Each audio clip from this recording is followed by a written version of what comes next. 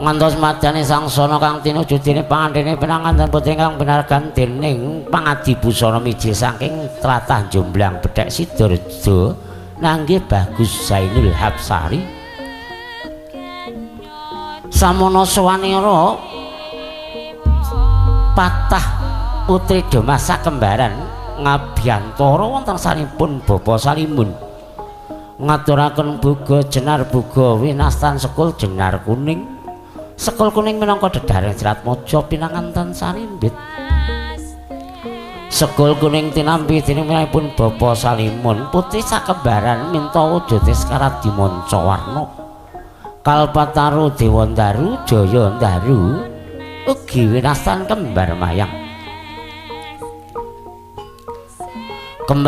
katuraken dhumateng putri Demasa kembaran tinampi kanthi sukarenaning driya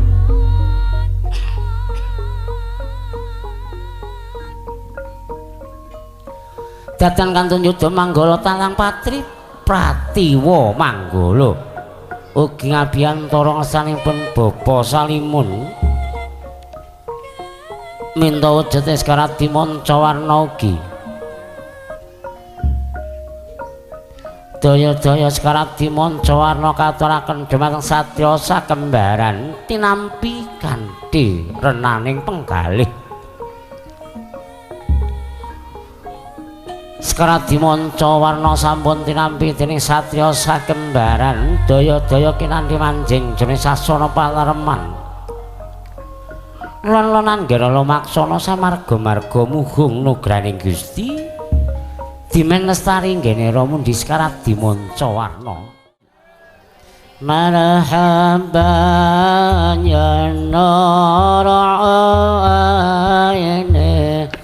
marhaban jadal khosaini marhaban ahlan wa sahlan marhaban ya khairu da'i Allah ya Nabi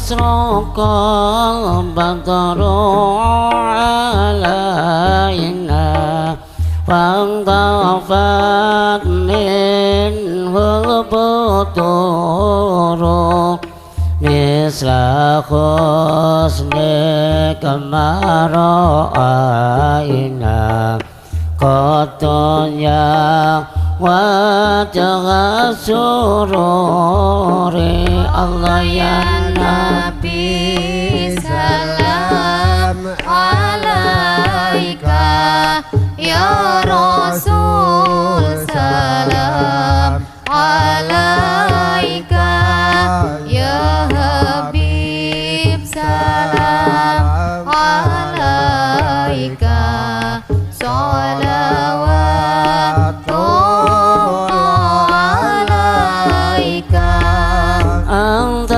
samsun anta badru anta nurul qakanuri anta ikasiru wa qali anta misbaqu suturi salam alaika ya Rasul salam alaika ya Habib salam alaika salawatullah alaika ya Habib ya Muhammad ya arosal khafiqaini ya mu'ayyad ya mumajad ya imam al-qiblataini Allah ya Nabi salam alaika ya Rasul salam alaika ya Habib salam alaika salawatullah alaika ma ra'a wajhaka ya sa'ad ya karimal walidaini qatuka safil mubarak wiradana ya manusuri Allah ya Nabi salam alaika ya Rasul salam alaika ya Habib salam alaika salawatullah alaika mara'ayna Isa kanat bisura illa ilaika walaqamamma qaf aqalat walamalan sallu alaika Allah ya Nabi salam alaika ya Rasul salam alaika ya Habib salam alaika salawatullah alaika Allahumma shalli ala Muhammad.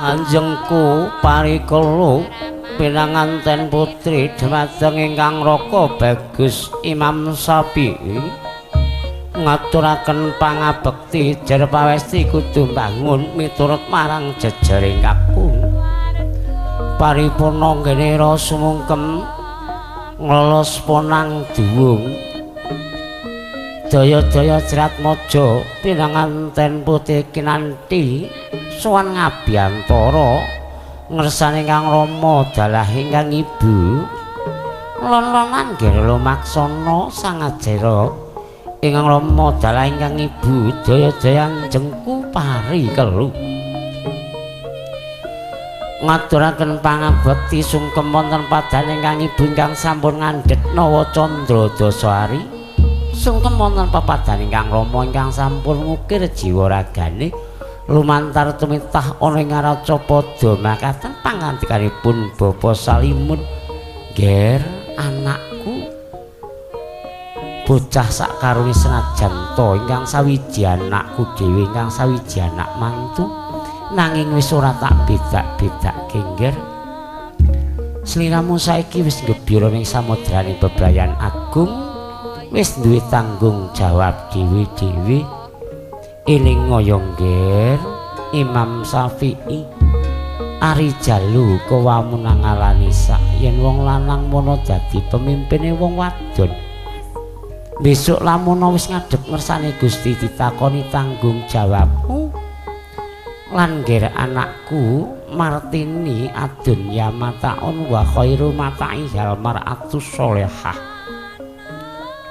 Tetep ana rong perkara kuwi ngger. Kono sowana ngersane Bapa Pumairi dalah Ibu Katirah ya nggih. Siratmaja pinanganten Sarimit ugi ngabyantar ngersanipun Bapa Mairi dalah Ibu Katirah ngaturaken pangabekti makaten pangantikan ingkang Ibu nggih anakku bocah bagus lan bocah ayu sekarone sing rukun karo bojomu ya nggih aja tukar padu rabi sepisan iki wae aja nganti bola-bali rabi kanggo selawase wong tuwa isone mung ndedonga muga-muga nggonmu mau maiso langgeng awit donya nganti besok ana ndelangan ning aja lali panembahmu marang Gusti kang Maha Kuwasa ya nggih. Sliramu ngaku duwe agama Islam tetep ana 5 wektu senajan to ana ngendi papan dununge kaya apa kanane. Sethithik pintu kasih wong tuwa lakonana ya nggih. Paripurna nggenira sumungkem wonten saningkang Rama dalah ingkang Ibu Jaya-jaya Sriatmaja pinanganten kakung ngamaringi guna kaya dumateng Sriatmaja pinanganten putri ingkang sinebat adicara kacar kucur guna kaya tampa kaya. Punapa to werdinan wujud ingkang kinarya adicara kacar kucur nanging kacang kawak dhewe kawak gabah kawak sak panunggalane ingkang winadan kloso bangka tilam lampus ingkang sinulap suket kalanjana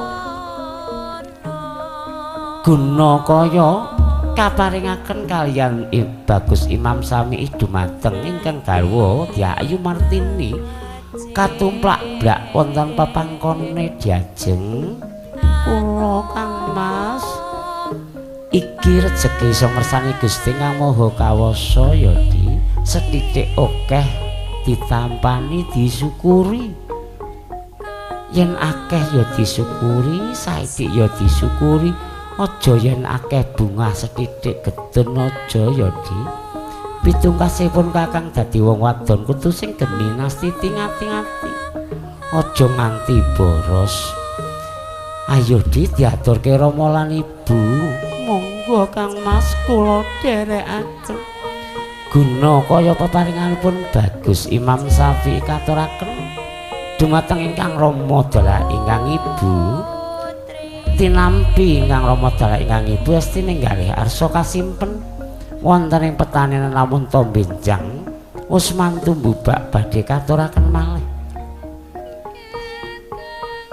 paripurna nggene remaringi guna kaya daya-daya Sriatmaja pinanganten Sarimbe Dahar Kembul ateges makan bersama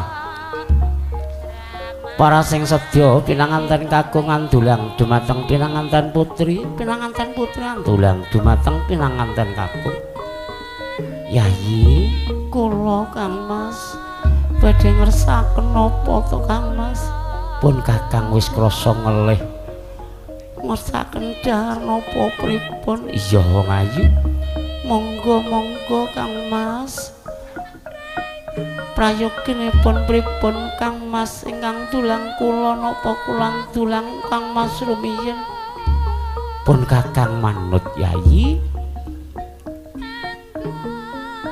monggo panjenengan kula tulang janggote disangga Mbak tembleng ya menika gantos kula to Kang Mas kula nggih pengin ditulang wonten lho oh ngono ya Di ayo kene-kene wong ayu yo janggote garwaku lah alus tembleng pripun Kang Mas saiki bareng Yayi Siadi ndulang pun kakang dulang siadi ning bareng niku po enak Mas ngan Nggih. Monggo para tamu menika dipun raosaken teng ajeng niku didhahar. Pengin mantene kenging mawon nek dahar mawon. Nggih. Yayi kula Kang Mas iki gorakanipun Kakang Rasagari ngersakaken ngunjuk napa pripun? Iya wong ayu. Srat mojo pinanganten sarimbit nedya ngunjuk trucoe degan Kambil Ijo. Kambile nek daerah Saradan Medion entek belas nek Banyuwangi mestine tasik kathah. Entene banyu aqua, ayo banyu bening, banyu tirta wening mijil saking Gunung Danaraja. Seruput jenglang. Segere ya celas. Ayo malih kagem telas mboten napa-napa Mas. Hawane sumuk kaya ngene iki. Paripurna nggih nira ngunjuk sesarangan ateges paripurna dicara krobangan gegancangan laju ponanggong sasuwuk.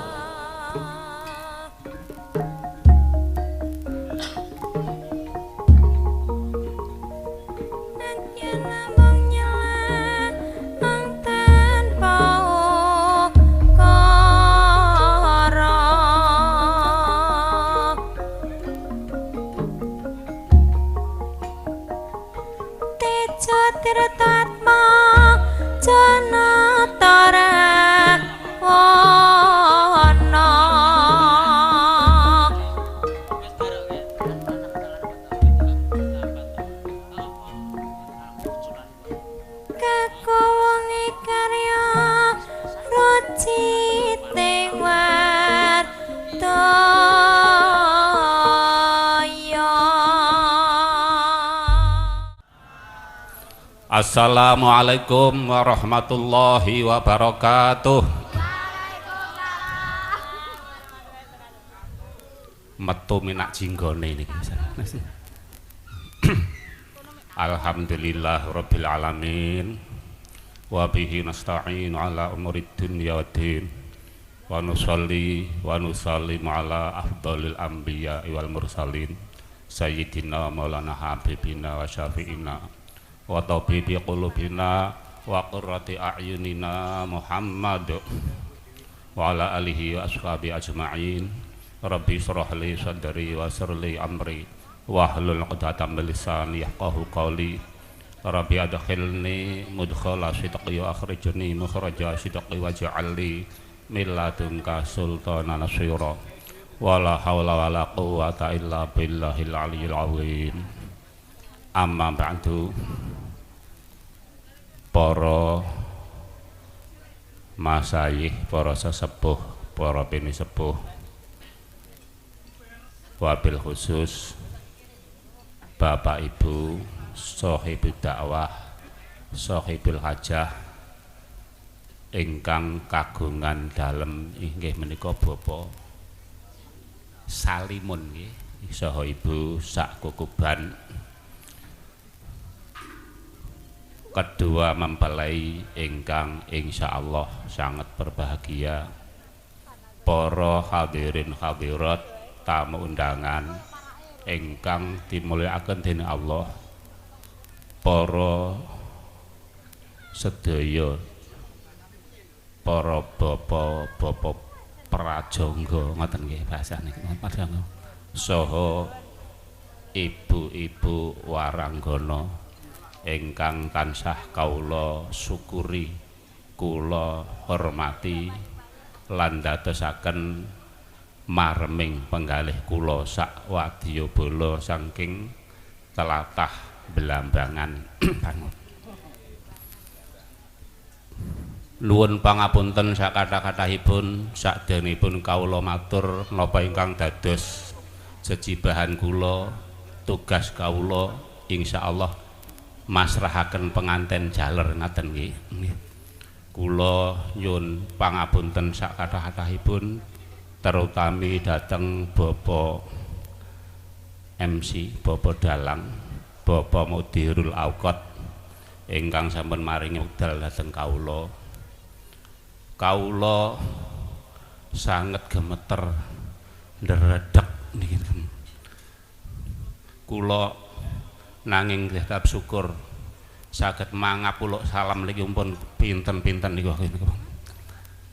nek kula mirengaken tata bahasanipun Priagung Mahdiyun mriki ingkang sanget murni trep kawula kados-kados menawi saged mangap ning ajeng matur iki napa malih kok ajeng ngimbangi bahasane mila para bapak ibu hadirat niki mboten usah tedeng aling-aling blak kotang dados banting setir mawon niki nganggo bahasa Minak Jinggo wonten mawon nggih sak mangap-mangape sing penting nyantrol wonten mawon nggih. Jatosipun para bapak ibu, kula niki jane nggih winih Mahdiyun. Bapak kula niku nggih tiyang Mahdiyun mbader ndelok apa ndolop ora apa-apa. Lajeng mbah-mbah buyut kula king bapak iki nggih kakek sikile Gunung Lawu mriku ngorang gareng magetan pingkuk benda mriku niki sak lah mbah-mbah kula ingkang saking ibu nggih saking Ponorogo mriku sak tapi rehne kula dilahiraken teng bumi Blambangan ket cilik banyu Blambangan lemah Blambangan bahasane nggih pun dadi bahasa Minak Jinggo ngoten iki pun mboten iso ajeng ingkang tertib ganik-ganik kados asli bahasanipun priyantun Mahdiyun mriki mula sepindah malih kula nyuwun pangapunten ingkang sakathah-kathahipun menawi bab tata pematur bahasa kathah ingkang boten leres. Para bapak ibu ingkang minulya, kawula selaku wakil rombongan saking tlatah Blambangan Banyuwangi khususipun mewakili Bapak Mairi, bapakipun pengantin kakung Imam Syafi'i kawula sepindah matur ingkang sak kathah-kathahipun alhamdulillah dhateng Allah Subhanahu wa taala ingkang sampun nglampahaken kawula sak rombongan kanthi wilujeng ngantos dumugi sowan wonten ngarsa panjenengan sedaya mriki wonten ngarsanipun Bapak Salimun saha ibu sak keluarga kanthi wilujeng lajeng ugi matur nembah nuwun sedaya dhateng para priyantun mriki khususipun keluarga dalem mriki khususipun malih inggih menika Enduk Markini ingkang dados sabab inti dumuginipun manten jaler dumugi mriki ngantos kula sak rombongan katut kena imbase kena setrum dumugi katon mriki niku nggih gara-gara setunggal niku pria kali wanita niku niki nggih barokah kathah sanget mila tagus kula king mriki supados nyerahaken pengantin kakung sak wontene ing mriki kula leksanakaken para bapak ibu ingkang minulya terutami Bapak Salimun saha ibu sak Kukuban kawula nyerahaken pengantin kakung nggih menika Imam Syafi'i dhateng panjenengan Bapak Ibu mriki lan masyarakat mriki sepenuhipun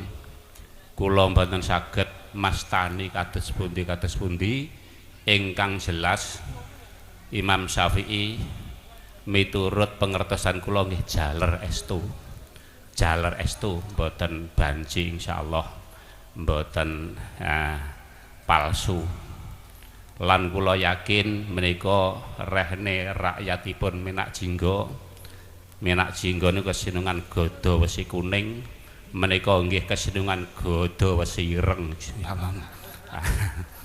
mugi-mugi gadanipun tasih mandi nggih amin ya rabbal alamin salajengipun para bapak ibu ingkang minulya menggah kawontenanipun yakin kula hakul yakin kathah kekiranganipun dene upami enten kelebihanipun ingkang kula mangertosi nggih kelebihan gadah godo niku wau ngoten mawon.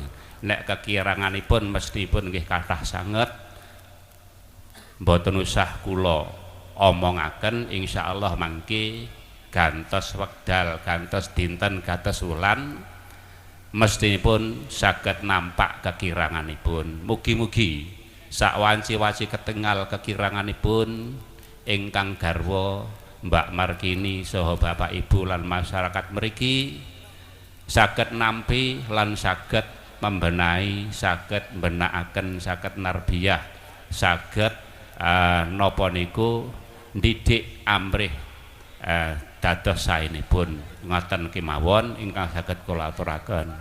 Para hadirin hadirin kang minulya, kula sebagai keluarga saking Banyuwangi harapan penuh keyakinan bilih Imam Syafi'i pikantuk mriki kula husnudzon sampun trep boten baklentu mboten badhe mayang mentoleh kula sedaya tiyang sepahipun sak keluarga sedaya sak para ingkang sowan mriki pun mantep mboten mamang saithik-ithika ampun pas. Moga-moga niki pancen niki pun takdiri Allah awit azali pun kecatet Allah mahfud Imam Syafi'i judune Mbak Markini. Mugi-mugi mboten namung dados kaken ninen-ninen tapi dados judul donya ngantos akhirat ngoten nggih. Sebab menawi namung diwatesi kaken ninen-ninen niku nggen kula mrika Banyuwangi niku enten mboten siji loro ning kathah kaken ninen-ninen menika sami munggah teng pengadilan nggih menika gugatan cerai ngoten niku padahal wis kaken ninen-ninen lah niki mula donga kaken ninen-ninen dipun unggahaken malih dipun sempurnakaken dadosa judul donya dumugi akhirat. Otomatis donga menika ndongaaken manten kekalih anetepono Islam imane ngantos dumugi husnul khotimah sesuai dawuhipun Allah taala wala tamutuna illa wa antum muslimun. Aja pisan-pisan mati kejaba tetep netepi Islam. Nek diwalik Islammu iku terusno, aja pisan-pisan mamang ngalih metu saka Islam, tetep ana Islam sing istiqomah ngantek mati. Kita yakin, hakul yakin bilih tiyang niku gemi Islam ngantos mati netepi Islam benjing mesti manggen teng swarganipun Allah taala. Menika yakin pun pokoke netepi iman Islam ngantos mati benjing mesti manggene teng swargane Allah. Urusan dosa niki urusan lain. Nek pancen ditobati di ngapura Allah nggih bersih kados mboten kathah dosa. Upami dereng di ngapura teng donya mbok menawi disiksa mesti wonten watese bakal dintas. Nikulah bejane kita dados pemeluk agama Islam. Sepindah malih para bapak ibu sedaya kawula pasrah sepenuhipun pengantin jaler datang keluarga mriki. Mugi-mugi lestari dados judul donya akhirat. Saklajengipun menika mangke cekapipun acara kawula sak rombongan nonton nyuwun palilah nyuwun ridane penggalih saha nyuwun dongak pangestu. Mugi-mugi sak lampah kula sak rombongan wiwit perpisahan kalian panjang sedaya ngatos dumugi griya sak terusipun dipun payungana kawilujengan kamulyan kebahagiaan dening Allah Subhanahu wa taala lan paringana panjang umur lajeng benjing tesih tinekdir dening Allah saged panggih malih nggih. Nanging terakhir pematur kula para rawuh lan kusih dhateng Bapa Dalang, kula ngetiki rasan-rasan kalih bola-bola niku wau. Kula ki kepengin bih ngeten niki rombonganipun panjenengan iki cara dirawuhne teng Banyuwangi ragate apa akeh ya kira-kira ngoten. Kula kepengin kemecer tenan ngeten iki Pak. Mugi-mugi mawon saged sambung angipun pasederekan kawula sak rombongan lan keluarga Banyuwangi kalih keluarga Mahdiyun mriki nggih. Lajeng kula yakin niki Mahdiyun niku golonganipun Wong sing padha oleh hidayah niki asli niki bahasa Arab mahdiyun, wong kang dituduhaken ngoten niki oleh hidayah. Mugi-mugi istiqomah hidayahipun taufikipun saking Allah taala. Amin ya rabbal alamin. Mekaten akhirul kalam. Wassalamualaikum warahmatullahi wabarakatuh. Bismillahirrahmanirrahim. Assalamualaikum warahmatullahi wabarakatuh. Alhamdulillah. Alhamdulillah wassalatu wassalam Sayyidina wa Maulana Muhammadin wa ala alihi wa sahbihi amma ba'du. Dumateng Bapak sesepuh bin sepuh sedaya kang kula hormati. Dumateng Bapak Ibu Prawu sedaya kusipun nderek temanten saking tlatah Banyuwangi utawi saking Kadang Besan Banyuwangi ingkang kula tresnani. Sepindah monggo kita sambut syukur Allah Subhanahu wa taala awit menapa wonten wekdal siang menika kula saha sami saged angrawuhi undanganipun Bapak Salimun sekalian Ibu ingkang hajatipun nggih menika mantri putranipun Mbak Margini pikantuk Mas Imam Syafi'i saking Banyuwangi ingkang wekdal kula wau antawis jam 6 injing wau dipun wontenaken akad nikah kanthi resmi. Lan siang kula wau atus jam kalih dipun panggihaken kanthi resmi kanthi adat sumber benda kanthi wonten alangan segala punapa. Lan salajengipun monggo salawat salam kita limpahkan dumateng junjungan kita Muhammad sallallahu alaihi wasallam ingkang kita ajeng-ajeng salatun benjing yaumil qiyamah. Bapak Ibu para sedherek ingkang kula hormati, nuwun sewu saderengipun kawula menangkani sesulipun Bapak Salimun sekalian Ibu. Pilih ing mriki kawula anggen kula matur wonten kirang langkungipun nuwun pangapunten saderengipun. Bapak Ibu para sedherek ingkang hormati, ing mriki kula menangani sesulipun Bapak Salimun. Bapak Salimun ngaturaken sugeng rawuh, sugeng lelenggahan saga sugeng angislan napa ingkang dipun hidangaken ing mriki mbok bilih anggenipun paring papan panggenan utaminipun dedahan wau mugi petani sami wonten kirang saenipun utawi wonten kirang trepipun kawula menangkani sesulipun Bapak Salimun. Bapak Salimun nyuwun pangapunten kirang sak kathah-kathahipun. Lan salajengipun kula ugi menangkani sesulipun Bapak Salimun inggih anampi atur pasrahipun saking penderek saking Banyuwangi nggih keluarga saking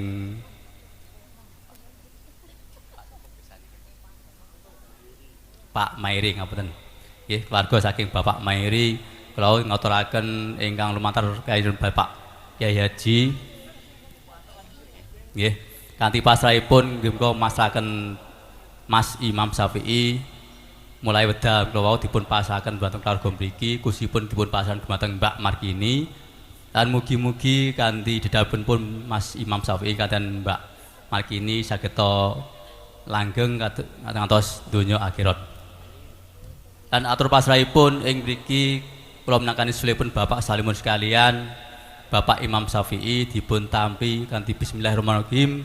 Mugi-mugi napa ingkang dipun aturaken kaliyan warga Banyuwangi saged dipun tampi kaliyan warga mriki sedaya. Lan mbok bilih wonten kekiranganipun anggenipun paring pitedah utawi piwulang mengigap rumah tangganipun Mas Imam Syafi'i wonten warga mriki nggih Bapak Salimun pangapunten sakathahipun awit menapa mbok menawi siji desa mawa cara siji wilayah mawa wayah nggih. Wayahe mriki pripun, carane mriki pripun, kula kinten mriki kalih Banyuwangi nggih enten bedanipun nggih. Mbok bilih anggenipun paring pitedah Mas Bapak Salimun sekalian dumateng Mas Imam Syafi'i wonten kirang saenipun nggih kula nyuwun Bapak Salimun pangapunten sakathahipun. Lan salajengipun kawula nggih menawi sulipun Bapak Salimun mbok bilih Mbak Margini mangke kerasan wonten ing Banyuwangi nggih nuwun sewu saderengipun menika Mas Imam kalih Mbak Margini menika nggih kula kinten tasik belajar sami nggih. Nggih Mbak Margini mbok bilih wonten Banyuwangi anggenipun rumah tangga wonten mriku mbok menawi kerasan wonten mriku monggo dipun didik kanthi adat mriku pripun saenipun mbok menawi wonten kirang nuwun monggo dipun didik dengan sak saenipun. Lan ing mriki salajengipun mbok bilih pendherek temanten kula wau ngaturaken badhe nderek nyuwun pamit sakjengipun adicara mangke. Iki mudah menangani sesulipun Bapak Salimun boten ateges nundung nggih boten ganduli nggih boten amargi napa dalemipun nggih tebih Nggih mbok bilih mangke badhe nderekaken nyuwun pamit. Warga mriki namung nderekaken mugi-mugi lampahipun warga saking Banyuwangi khususipun umumipun keluarga saking para tamu undang sedaya sak rawuhipun mangke sak cekapipun adicara mangke sageta wijung wonten ngantos dalemipun kiambak-kiambak. Lan ing mriki kula menangi sedherepipun Bapak Salimun, kula mangsuli malih mbok bilih anggenipun paring sugata napa kemawon ing dalem mriki wonten kirang saenipun kula nyuwun pun sak arah-arahipun saking kula cekas maten. Assalamualaikum warahmatullahi wabarakatuh.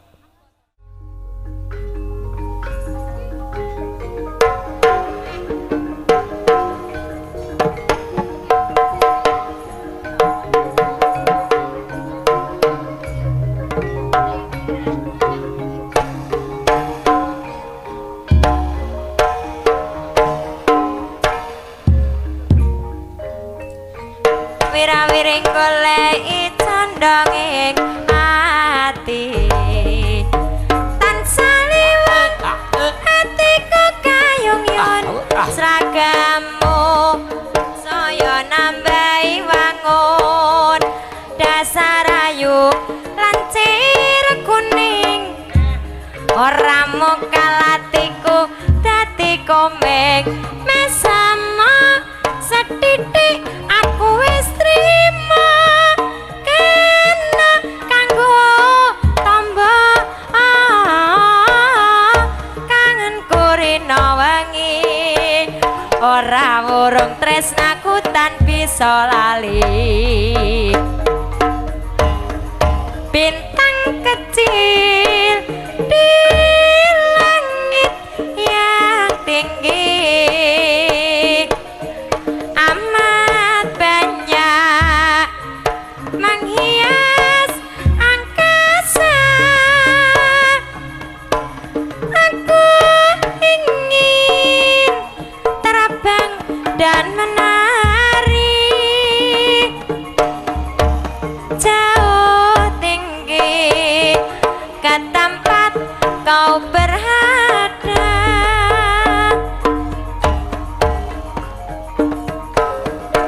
ujung cari rama-rama balung rondoning kalopo yo mas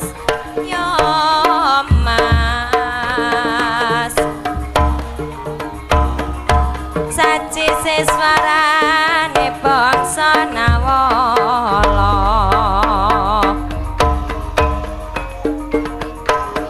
lalu mangsa rama arane busana wala patri wastra arane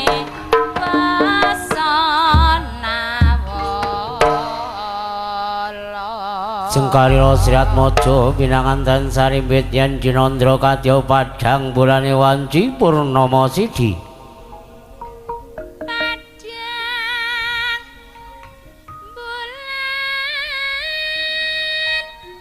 kagancaran nadangi purnama sidi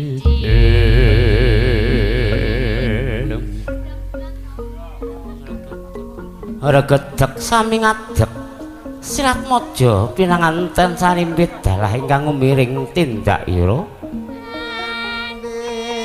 Sirat Maja pinanganten sarimbit jengkaran saking sasana Stinggil Binaturata kinanti manjing jroning sasana Wisma Busana para sing sedya rasa karep busana kaprabon agem busana kasatriyan sinten to ingkang minangka parsan lampah nanggih Sang Suba Manggala cucuk ing lampah Diah Ayu Arifah bingung lek marani kedok polanan. Mangkok enek cendole ketoke wedok ngisor bangsaku. Sawuntarina wonten patah sakembaran kang dereng tepinten yosane sregal-sregel solahe ora saru nanging malah lucu ora kuciwa nanggus ndados ning Semena. Lon-lonan karo maksana Serat Maja pinanten sarimbit samarga-marga mung kekantenan asta ora kecepeketan ginggang sarikmu yen Cinandra kadya gula kumepi ora ning sanding purit.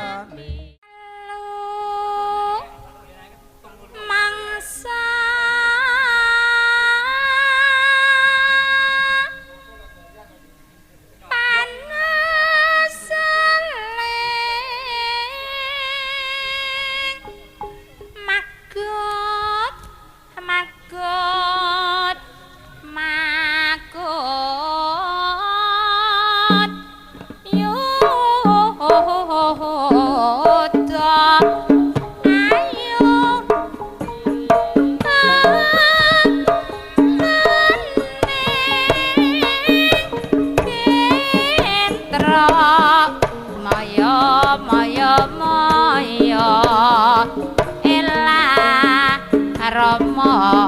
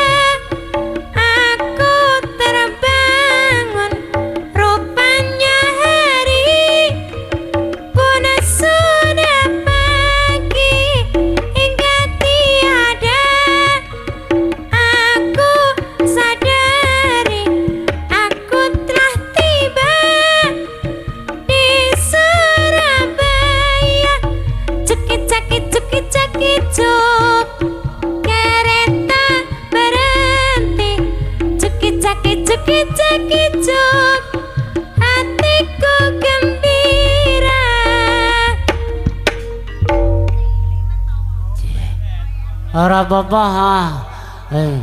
Aku numpak kereta aku mendem aku. Bijur aku. Ayo tak neng Grojogan Banyuwangi aku aja. Ayo. Tak neng Grojogan Banyuwangi.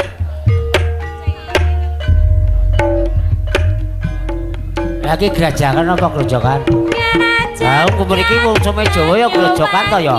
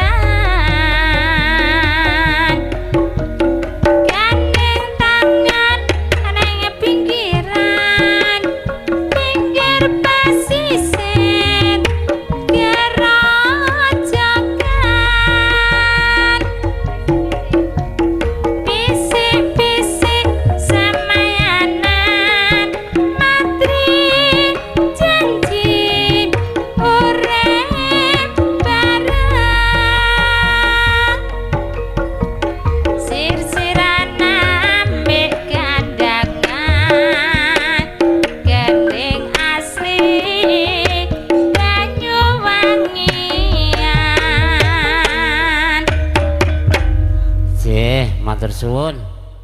Niki keluargi saking pundi Bapak niki wau? Saking Banyuwangi. Oh, saking Banyuwangi, nggih. Banyuwangi ki bahasane udah beda lagi loh Bapak. Oh, malah ke basa Jawa halus kok. Kaya nyanyi ke lo kanggo Rika barang ke kelam Banyuwangi to. Menapa? Kanggo Rika niku artine napa to Bapak, Mbak? Mbak iki Banyuwangi nggih. Nggih, kanggo Rika artine apa, Mbak? Kanggo sampean, apa sing kanggo aku, Pak? Loh, lah ya tak takoni, apane sing kanggo aku? Oh, banyune. Ya Allah, dikai banyu tok. Ki lho arep diweni karo tukang endang. Oh, lah ya adoh-adoh kok Banyuwangi. Ya Allah, dugi sumber benda kece ya Allah. Alhamdulillah. Ya ditepungke to, ditepungke. Nggih pripun, Bapak? Sampeyan ki ditepungke asmane endi? Omahe sapa? Oh, omahe sapa mae wong iki? Ya omahe sing duwe gawe kok omahe sapa ki lho. Nama asli saya sapa ya, Bu? Rong kulaan aku. Lah wong iki angger ngalinggon yo ngalih jeneng. Ngalih jeneng dadine bingung kulaan jeneng apa neh sing pantes. Lho tak gumuni ngono mbiyen mbok yo gelem ngemiki lho. Nggih, Mbak, nek moto aku aja suwi-suwi, Mbak. Engko teko dalan kobong fotone. Heeh, Bu. Nggih, kali sinten Bu wau jenengan, Bu? Oke, saya rombongan mriki sedaya niki nggih. Oh, injih. Mugi-mugi mangke kondur selamat sampai tujuan nggih, Bu. Amin. Soale iki tepe. Aku somben yo arep rono, Bapak. Arep ngapa? Arep ziarah aku. Alah ziarah apa lah kan nggo kresek. Arep golek berkat. Lah yo kan melu iring-iring golek berkat to kok yo. Iki dijogetne apa ora iki? Endi to wong kece iki ning ndi kabeh iki? Lanange padha ning kono kabeh ke piye? Mas wedi mbek aku to, Mas? Iya ke mau iki wis ngomong aku. Mau ning ngarep kene saiki ilang kabeh. Lah mergo kowe iki nek kumat yo medeni wong tenan kok. Aku ki teko wis dicegat lho mau. Lah nyegat piye? Tak dikapak. Iling-ilingane tenan apa ora, Mbak ngono. Lah diruwaga tekan jero to. Lho, Mbak, tanganku mblusuk teko ngisor ngono. Bale isin apa kresek? Ora enek isine glunus tekan jero. Ya Allah, Mas, lah teradu wong edok mbok geraya ono ya bolong kok ngisor aku ya ngono.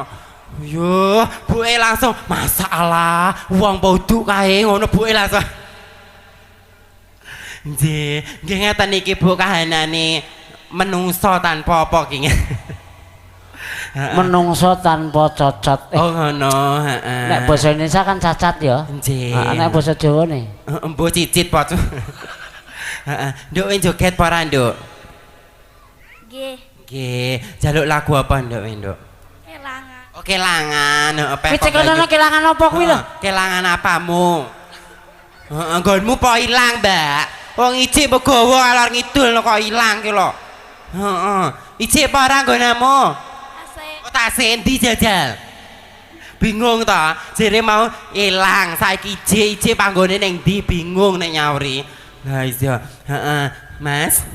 Heeh, aku seneng bocah sing lanang sing enek bringose ngene iki lho. Ayo Rene, Rene Mas. Heeh. Maju Mas, aku ora nyokot Mas. Manut kuwi wis jinak kuwi. Rene, heeh. Rene oh Mas, ora nek wengko. Lho, kok kaku mecucu ngene to. Lah iya, rada maju. Ndi iki syutinge legi ning kono meneng keh. Ayo, madhep Rene maju ning kene tak takoni. Aku ora nyakot Mas. Aku mek takok bringosmu kandel men Mas. Heeh, umurmu pira? 15. Bapak umur Pripun? 15 wis brengos. Brengose nek sakmono Dah kandel. ning angka 5 tahun kas Bapak. Iya, kaya Semene kawat. iki lho. Lah, deloler sakmene iki nek gambok ketok. Oh, 5 tahun kas aku rene pangkling kok. Lah iso joget apa ora? Ora. Lah terus nyapa ning kene iki? Meneng ae. Lho kok penak men meneng ae, Mas. Sik tekonono.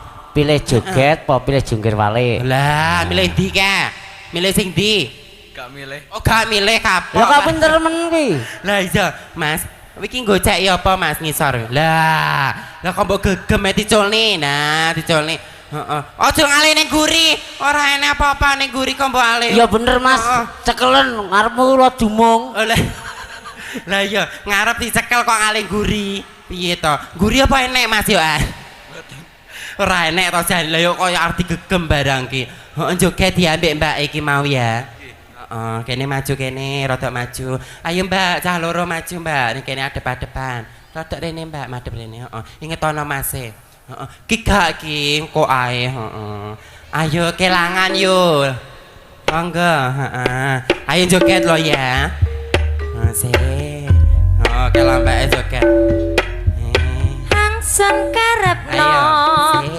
bisa ambiri Ayo Mbak, rada maju Mbak. Sik. Mas dah joget maju meneng ae we. Ayo. ambiriko Tangane diobani Mas. tapi Heeh. kalan Loh. dimana Rada rene Mas. Rada. ceritane wis beda saiki Ayo to Mas aja ngono ae jogetmu ki. Lah iya. Diobani ngono lho. Hangsun Ayo, Mas. karepno Sik. bisa Mas, ambiriko jogetmu ki rada munggah ini lho Mas. Lah, rada ngene. Oh joget tok ngene tok ki lho. Kaya bebek ae lho dalah. tapi kalan dimaning cerita Ayo Mbak, digoyang nih Mbak. Goyangmu kaya apa jajal? Sik yuk. wong liya Yo, lah wong bocah telu joget kok bebek kabeh to. Lah kon ganti gaya piye? Mbok tangane dhuwur apa ning ndi ngono? Ora spitipit ngene tok butuhe. Ya Allah, mungkin joget ala apa ngono kuwi lho. Lah wingke lek ngulang piye to ya Lah kaya yo ngono mbok, kuwi. lah wong joget kok wong telu lho iso sepakat jogete kok bebek kabeh. Yo karuan iki bebek, dok iki bebek lanang. Lah aku banci. Lah Oh, ya kuwi cara matine oleh nyeluk piye Lah piye. iya, piye jajal? Nek lanang kan almarhum. Heeh. Lah nek itu almarhumah. Heeh, terus? Berarti yo aluminium. Oh ngono. Oh.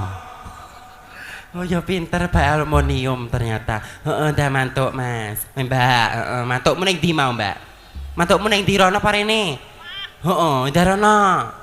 Heeh, untuk lho ma, ning ndi we terus ah. Heeh, ya wis dah ning ndi mantukmu kono. Heeh. Kowe melok mulih para? Melu ning ndi jajal? Oh tak go mulih pisan mengko. Heeh, rene maju. Kowe aja mulih sik mengke rong joget lho. Heeh, ki kancane ana kancamu ki. Heeh. Jenengmu sapa, Mas? Ali. Ali, jenenge Ali. Sapa? Heeh. Wong lanang jenenge Ali. Sarmi. Oh. Ali terusane Sapii lho masane. Oh, biasane. berarti niku adik manten. Oh, adik manten. Lah kono kok Imam Syafi'i kono Ali Syafi'i kan Oh adik manten. alah, lah iya kan jenenge asline ngono to. Heeh, gak roh aku mau. Maaf ya Mas ya. Ya Allah Mas. Heeh. Piye Mbak? Kok ya lebih men, ora oleh poe lebih. Kok ya. Selamat menempuh hidup baru ya Mbak, ya Mas ya. Udah malam pertama Mas. Urung, kok ya wis muni wis ke sapa ming muni mang. Kok ya gimana Mas rasanya? Oh, rasane wong urung malam pertama kok rasane iki piye to? Rasane maksudnya dari Banyuwangi ke Desa Kece, ketemu mbaknya yang cantik. Inuk-inuk cantik. Imut-imut. Aku ki pengen lo ya inuk-inuk ngono kuwi. Apa-apa pasangan iki pasangan, kae pasangan. Nang kidul kono aku iso dadi asli. Kono kan wong nggawa sinsung ngetoki kayu to. Tak gorono. Oh ngono, dipahat ngono ya. Semoga menjadi keluarga yang sakinah, mawaddah dan warahmah ya Mbak ya Mas ya. Amin. Iki garek loro ki nyapa. Kowe joget po ning ndi? Wis saiki wis. Aku jane sing keri iki. Sing keri iki sing putri itu cilik-cilik to imut-imut to. Kayak gedang. Oh, terus diumplok diulu. Oh iya, wi buta, Pak. Piye Mas? Kowe nyapa arepan? Menengai. Oh menengai ya wis nek menengai lungguh ning kono Mas. Lungguh sik wis. Ya engko nek suruh aja ngalih. Kowe nek urung tak kongkon aja ngalih lungguh. Wis, menak to. Nah, wis. Heeh. Wis joget barang. Lagune apa Mas? Kelangan. Kelangane. Heeh, repe diterusno yo, langsung nge-rap yo. Heeh. Joget lo ya. Heeh, jajah kayak apa nek joget. Ayo langsung terus no kelangan yo. Kelangan sisa niki wis kelangan. Ya, mau enake jogete son dut nondase. Tangane ning dhuwur Mas, ning ngisor ya Mas. Lara rasane. Bokonge piye bokonge?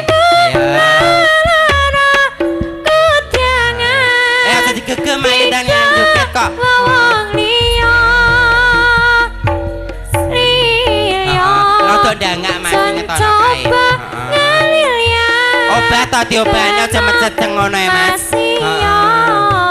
Abot hangasun rasa. Walah, joget mungkin mek ngono wi tok Mas. Lah iya kok gak sumbut karo mau ya. Lah iya. Nang jero e Nang jero e polahane wis aku joget ngene arep menek meja ngono yo. Lah basa ngadeg ning kene ngene tok. Yo lah rumasane iki tukang jikir kopi to Mas. Koncang loro menggu. Lah yo mbuh. Mas wedi apa aku to Mas kok dingkluk Mas. Tekonono wedi apa gila. Wedi apa aku. Wis tak tutupi lho iki. Lah ya wedi apa gila. Wedi apa gila?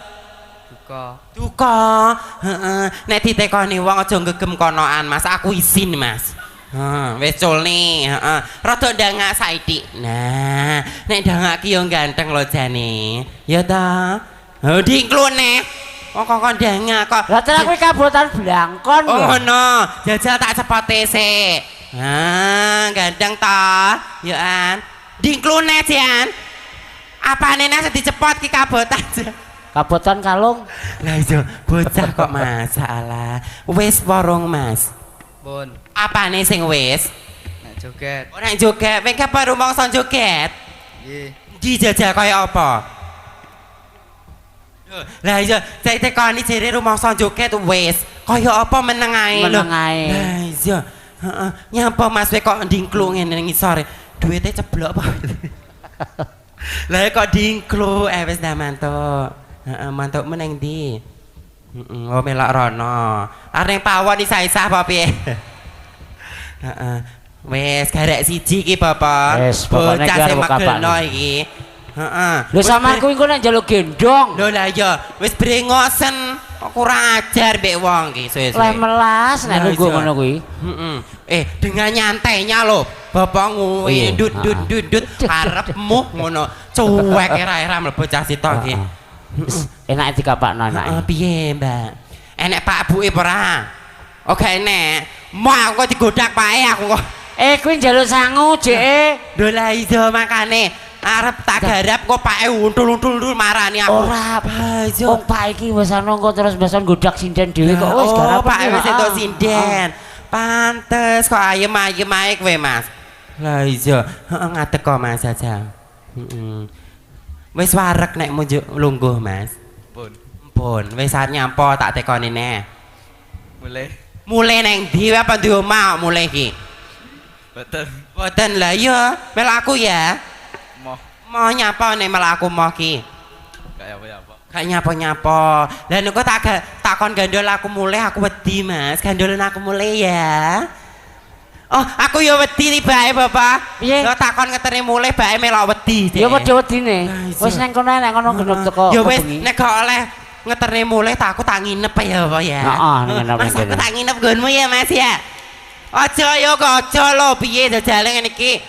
Lah nyapa kok aja enek pacarmu to? Enek. Endi pacarmu? Gak enek. Ora enek apane omahmu? Enek setan. Berarti setane kowe no. Lho apa enek setane berarti yo setan dhek. Walah, wis joget apa mulai? Ndak mulai. Areng ndi kowe? Lho, lah diremu ora di omah, mulai neng ndi? Lho, lah iya walah bocah kok. Oh, ngono tok, wis ndang blajuan. Heeh. Pripun Bapak Ibu?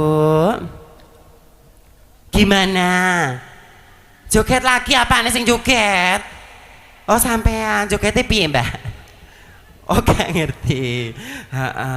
Wes kayak ana reokane. Yo. Ki asli lanange ketok ki kok. Yo.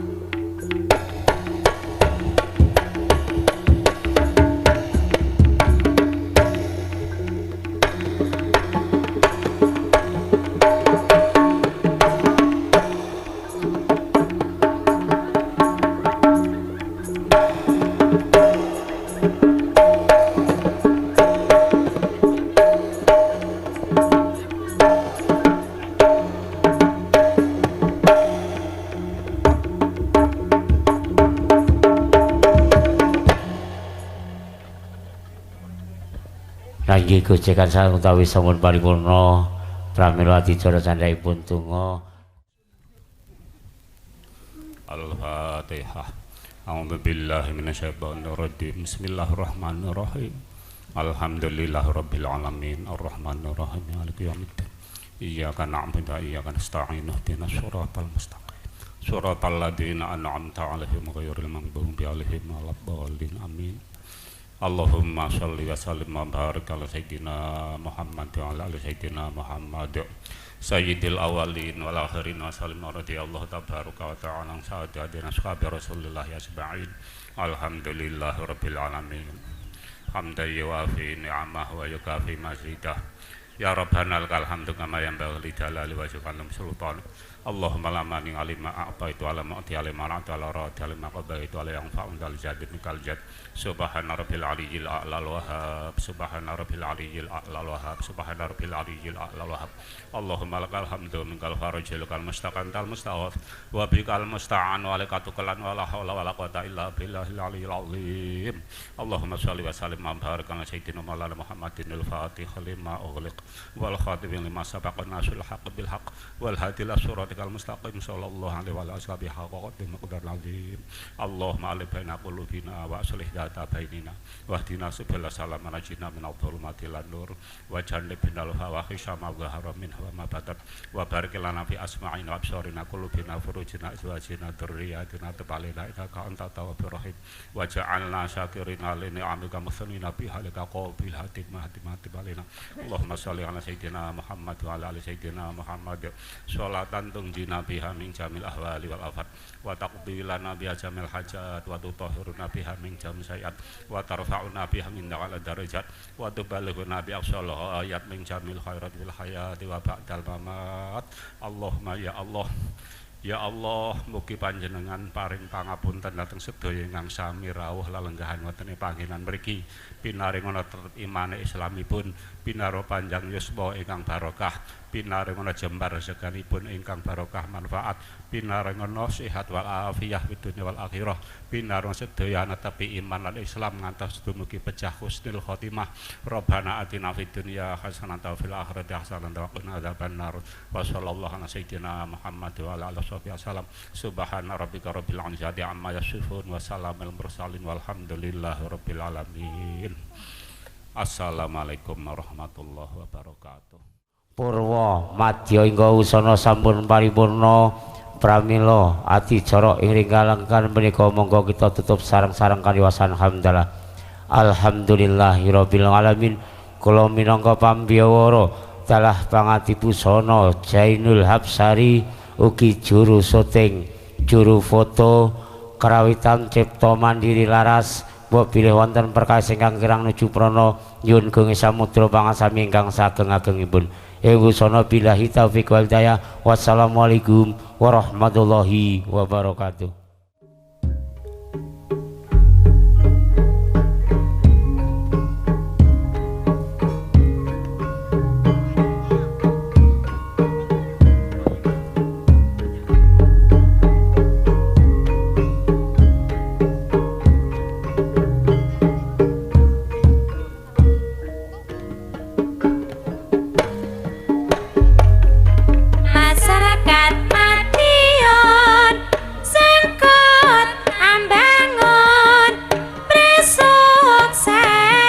Program pembangunan pancen nyata mati yun ambangun pancen nyata mati yun ambangun kayu adil makmur ada dasar Pancasila maju terus pantang mundur Madiun maju bangun Madiun maju bangun Madiun maju bangun.